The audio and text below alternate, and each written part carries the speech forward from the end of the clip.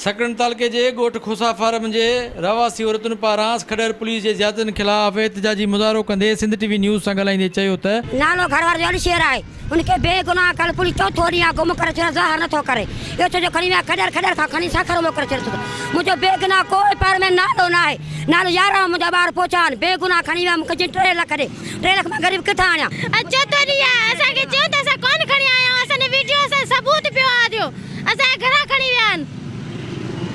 please इंसाफ कयो असां SP के हथ जोड़े अर्ज़ था कयूं असां जज के अर्ज़ था कयूं त असां अबू असांखे ॿाहिरि कढाए ॾे मुंहिंजो भाउ बेदो आहे 11 ॿार अथसि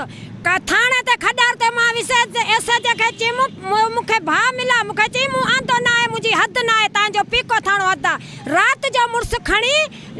रोहड़ी पुॼायो अथसि सखर 3 किलो चर्स लॻाए मुड़ुस खे चालान कराए आयो आहे नंढड़ा बच्चा 9 महीनो माई खे पेट उन जो केरु ज़िम्मेदार आहे असां सां सनाला ज़ुल्म कयो आहे एसएच भंड गुलाम कादर उन ज़ोरी कार में मुड़ुस विधो असां वटि मुई भरी पई आहे उन असां सां ज़ुल्म करे खानगी कपिड़नि में